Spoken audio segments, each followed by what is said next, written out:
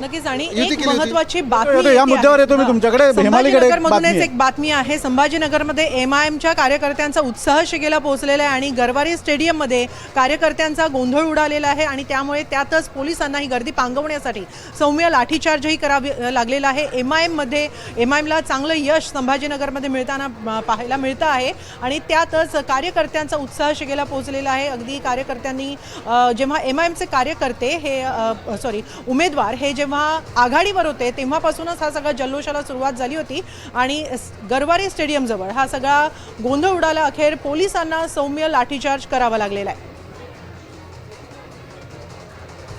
संभाजीनगरमध्ये Garware stadium परिसरात गोंधळ आपण बघतोय. एमआयएमचे कार्यकर्ते आणि उमेदवार सौम्यचा लाठीचार्ज त्यांच्यावर करायला लागला. गर्दी नियंत्रणात आणण्यासाठी पोलिसांनी ही पावलं उचललेली आहेत.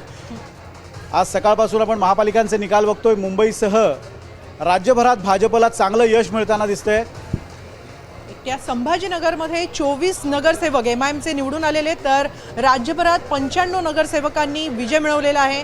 मुंबईतही एमआयएमनं जोरदार मुसंडी मारलेली आणि त्यात 6 नगरसेवक एमआयएमचे जिंकून आलेले आहेत. मात्र संभाजीनगरमध्ये विनोद बघितलं तर शिंदे गटाला मात्र फारसं यश मिळालेलं नाही. शिंदेनी अगदी आव्हानसुद्धा दिलं होतं जलिलांना दाढी काढण्याचं. मात्र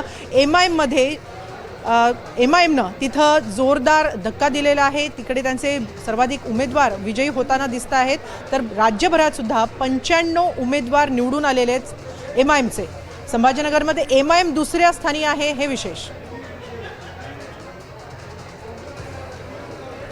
एमआयएमच्या राज्यभरात 95 नगरसेवक विजयी झालेले आहेत. मुंबईतही एमआयएमनं जोरदार मुसंडी मारली आहे. 6 नगरसेवक विजयी झालेले आहेत. एमआयएमची अवस्था, शिंदेची अवस्था खरं म्हणजे संभाजीनगरमध्ये वाईट आहे असं म्हणावं लागेल. कारण एमआयएम तिथं दुसऱ्या स्थानी आलेलं आहे. यावरच आपण शिवसेनेच्या प्रवक्त्यांशी बोलूया. आपण ताई काय सांगाल की अगदी आव्हानसुद्धा दिलं होतं जलिलांना की दाढी काढली जाईल वगैरे वगैरे किंवा दाढी काढण्याची, मात्र तिथे शिंदेना यश का मिळालं नाही, काय तुमचं म्हणणं? नक्कीच आम्हाला सुद्धा हा धक्का आहे की संभाजीनगरमध्ये जिथे आमचे आमदार आहे, जिथे आमचे मंत्री आहेत, तिथे मतदान का झालेलं नाही आणि आमच्या सीट्स का मिळालेले नाही याचा खरं तर विचार करण्यासारखी गोष्ट आहे. आणि याचा नक्कीच आम्ही विचार करून यामध्ये काय कुठे आमचं कमी पडलं आहे का याचा नक्कीच विचार केला जाईल. कारण आम्हाला सुद्धा हा धक्का आहे की संभाजीनगर तसं बघायला गेलं तर आमच्यासाठी A+ महानगरपालिका होती, परंतु तिथे नक्की काय झालं याचा विचार करायला लागेल.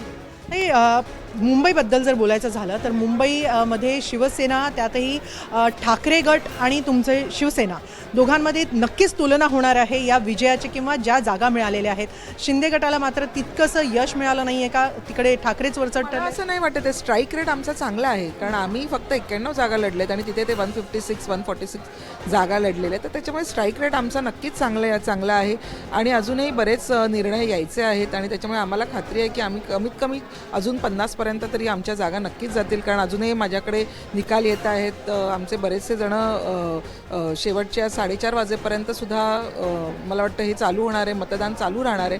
त्याच्यामुळे आम्हाला खात्री आहे आणि आम्ही महायुती म्हणून सामोरे जाणार आहेत आणि आम्ही जे सांगितलेलं आहे की महायुतीचाच महापौर बसणार, हे आम्ही परत एकदा दाखवून देतो की महायुतीचाच मुंबईवर महापौर बसणार आहे. त्याच्यामुळे जे बंधू एकत्र येऊन जे खोटं नरेटिव्ह पसरवण्याचा प्रयत्न त्यांनी मुंबईमध्ये केला, तुम्ही बघा की वसई विरार असेल किंवा MMR रिजन असेल, यामध्ये कुठेही या बंधूंना भोपळा म्हणजे डबल डिजिटवर पण जाता आलेलं नाही. तिथे मराठी माणूस नाही आहे का?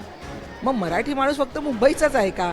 हे जे त्यांचं फेक नरेटिव्ह होतं हे लोकांना कळलेलं आहे आणि लोकांनी परत एकदा दाखवून दिलं की काम करणारे कोण आहेत आणि फक्त बडबड करणारे कोण आहेत. कारण त्यांनी असं दाखवून दिलेलं की हा मराठी माणसाच्या अस्तित्वाचा प्रश्न आहे, परंतु हा मराठी माणसाच्या अस्तित्वाचा प्रश्न नव्हता, तर हा ठाकरेंच्या त्या 2 बंधूंच्या अस्तित्वाचा प्रश्न होता, त्यांच्या मुलांच्या भविष्याचा प्रश्न होता. हे लोकांनी ओळखलं आणि लोक कुणाच्या मागे उभे राहिलेत हे आपण ठामपणे बघितलेले आहेत. त्याच्यामुळे मी खरंच मुंबईकरांचे आभार मानते की त्यांना त्या 2 ढोंगी बंधूंना त्यांची जागा त्यांनी दाखवून दिली.